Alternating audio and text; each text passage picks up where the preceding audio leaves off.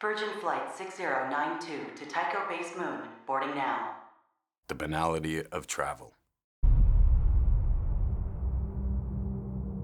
There's no reason to think that that should change in any way. It's not going to be some jet set, Jetsons, glamorous vision of the future. It's what a pain in the ass it is just getting in line at the airport, getting your ticket punched. Hot towel? Oh, thank you. Thank you for flying with us. Dealing with your luggage. Major, we've been expecting you. When you fly on an airplane, the airline gives the jump seat to a pilot who's not on the flight but wants to go somewhere. They fly for free, they just flip the jump seat down and he joins them. Comm check? Loud and clear, sir. Welcome aboard the Cepheus. I'll be hitching a ride with you if that's all right. Yes, we were alerted. That should be reachable by just reaching up. Which one, this? There's all these panels. You mean from seated? Yeah, from seated. So James Gray's been fascinated with space and space travel his whole life, so there was a sense of verisimilitude, not just the zero-G and the things that people know, but also things that are just almost like in between the lines, but give the film an authenticity. That was based a lot on the research that James and the teams had done. It's not just a fantasy world. On our way to Mars, the very last stop.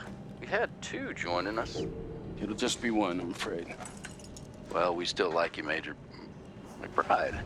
On the moon, he meets the crew of the Cepheus, who he spends a good deal of the movie with, too. And those are a great bunch of actors and a great bunch of characters that Roy has mixed feelings about. The film takes place 100 years in the future from now. Missions to the moon, missions to Mars are kind of like commercial air flights today. So they do 2 or 3 flights a day or a week.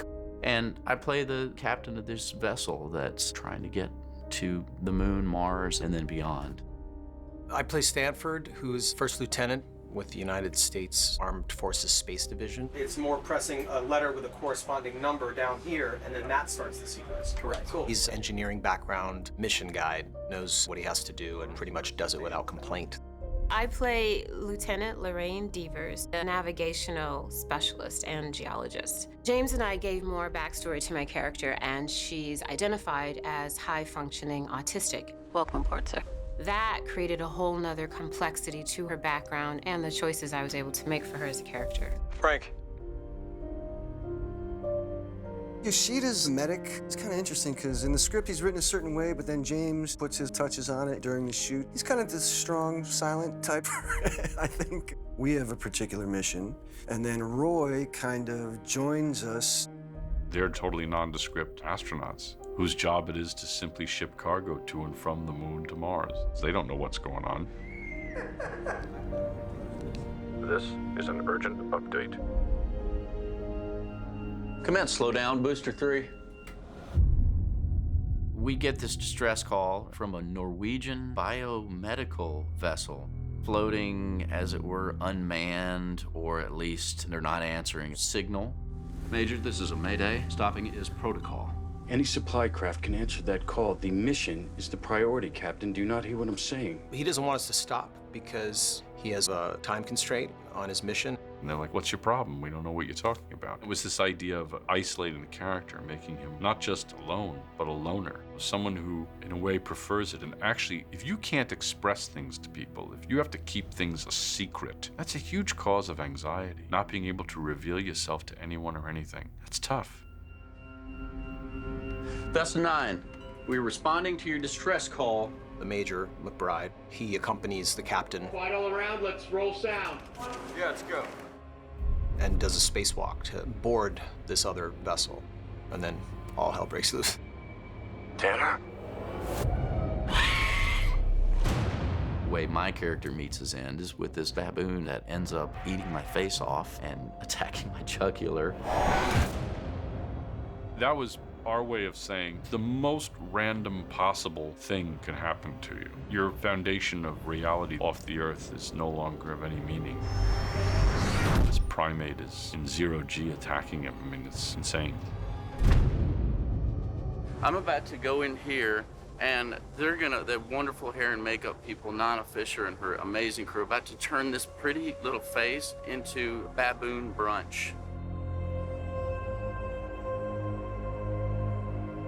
This stuff can be tedious, but they make it as easy as possible for me. Some of the stuff for the face was amazing because the scratches were like what the baboon would do with the claws there, and the attack to the jugular was particularly gruesome. When James is blown away by something, I'm learning that he just laughs. It could be the most serious thing.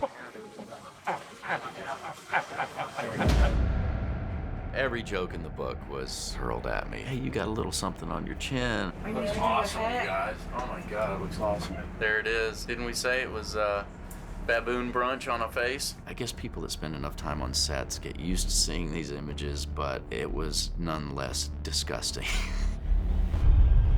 And she also built this nub of a hand, and she talked to me about the research that went into that. Apparently, all primates instinctively go for the digits, and it's a way of disarming. As bad as the face and the jugular looked, Brad made a comment about this, that was the most disturbing image when my hand kind of swiped across his vision. Stay calm.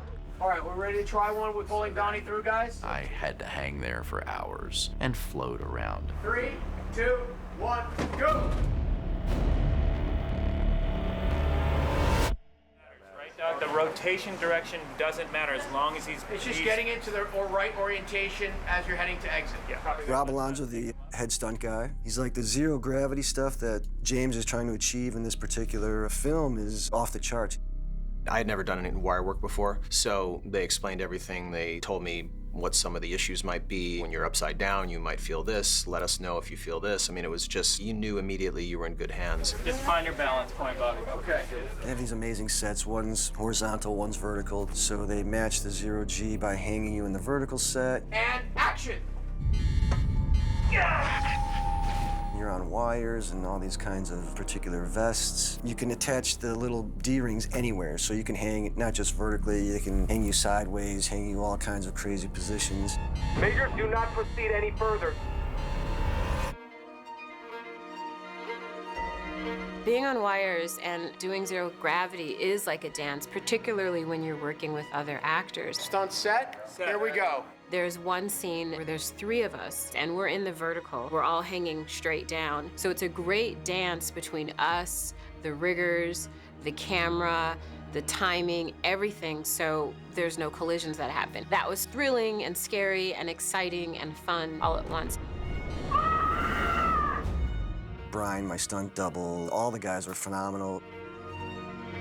I did like 3 days of rehearsing just in the vertical set, just practicing all the maneuvers. And then the actual fight sequences with Roy, they were really fun. It's pretty physical, pretty exerting when you're upside down, hanging, looking down at the cement floor from 3 stories down. At first, it's a little daunting, but you get used to it after a while. Roy's mission, our mission, they're kind of polar opposites. I mean, we're kind of there to end things, and he's trying there to kind of patch things up. So the Cepheus crew does not meet a happy ending.